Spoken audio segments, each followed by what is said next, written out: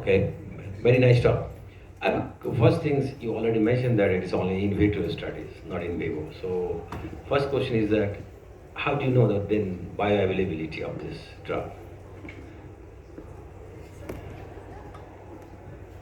I have already said that we wish to take up in vivo studies, Yeah. if possible, also followed by the fact that they are fluorescent and even electron spin resonance spectrum studies in vivo in living animals. So to locate where are these distributed in which organs, if that is your question, and Yeah. whether the entire amount given to the patient or the animal is washed off with the activity still being retained. Is that the question? Yeah, The answer?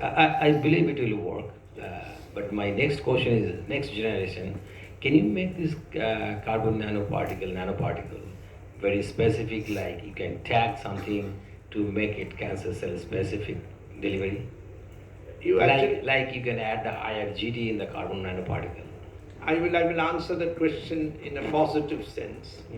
That what we have done is we have first of all thermalized an aromatic acid prepared by us, our molecule, with the nanocarbon material, the first step.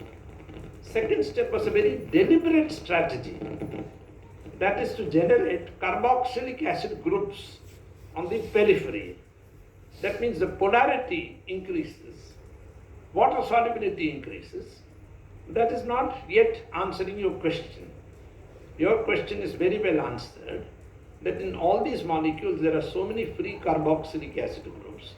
So we have even done some initial work, but it did not proceed further. Any peptide, any amino acid, any substance, including drugs like doxorubicin. Doxorubicin is available in the market as a hydrochloride because it's totally insoluble. We, in the initial step, very carefully and very quickly, the red colored solid, we convert it into the free base. Very gentle conditions with mild sodium bicarbonate inside methanol, dropwise addition, becomes a deep blue amine, absolutely stunningly blue.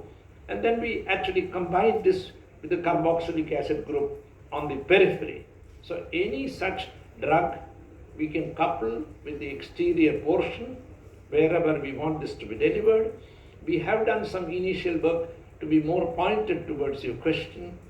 If we somebody who's prepared to contribute to our work, it is very costly. If you take monoclonal antibodies, we have done work with monoclonal antibodies. If you can combine these with drugs, this published, it's not yet published by us, then it's very targeted, if that's what you were asking. The delivery will be very targeted delivery to the required portion and the cells that we want to attack. But whether this can be combined with this will depend on availability of such materials which you are having in your mind.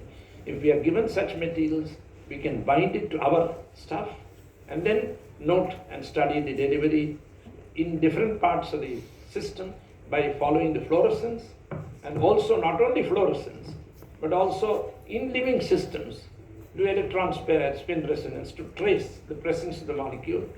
Next, Raman spectroscopy, which we have not used extensively, we recorded the Raman spectrum, will also be useful in aqueous system. But there is a small catch which I want to say. ESR, fluorescence, Raman, but the crux is, can we hit that particular cell with the required laser so that the anti-cancer activity tremendously shoots up? You could diagnose the presence and the location of the drug, and can you use lasers of an appropriate variety to kill the cancer cell so it becomes a theranostic agent? Not only do you diagnose, not only, yes, my young friend is very much excited, he's in the hall. He says, what is the mechanism of action? I said, God alone knows. No human being knows. We know that it may be, generating, taking away all this as a radical oxygen scavenger. But there is a stall here I noticed today.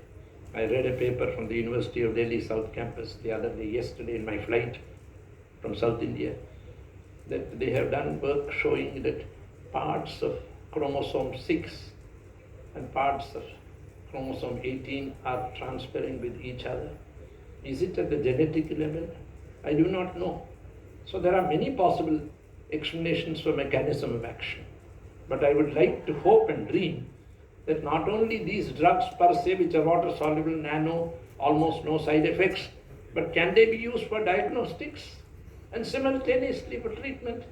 And can we do it with some pointed lasers to destroy the cancer in the location? And since these are water soluble, I dare say, sir, that we can not only give injections, we can do also, transfusions with these water soluble materials. And I understand they are easily eliminated from the system. But your questions are very good in the sense that if a small part of this material is left in the liver or the heart or somewhere, do you detect it? Can you wash it off? So is it going to be very localized at the tumor or the cancer? My answers, I hope you are satisfied. Thank you. I have a question. You mentioned that you are using aromatic azides. Yeah. So that aromatic portion of that azide, does it contain carboxylic acids? No. So- Good question. You can please complete your question. I don't Yeah. want to. Because in that case, the nanomaterial you can bioconjugate with No, what Chairman was telling. There are large number of aromatic acids. I have done a lot of work on, published also, which I have not mentioned. To answer your question, there are a number of papers we have published on, cross-linking studies between protein-protein cross-linking. So these cross-linkers, hetero-bifunctional cross-linkers, have been prepared by us. One of them has a carboxylic acid on which we have attached an N-hydroxysuccinimide group. So any amine, including doxorubicin, converted into the free base, can be easily attached. But we have not used this strategy in this case. Instead, we do in a separate step oxidation with permanganate and alkali. That's where manganese comes in. I do not know yet whether manganese plays an important role. We did not do it for this purpose. So I will answer your question in a different manner.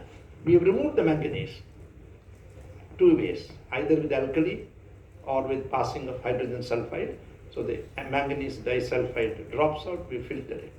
So we are able to generate not the complex, but without the manganese complex, containing per molecule 6 carboxylic acids, out of which 3 are involved in the complex formation.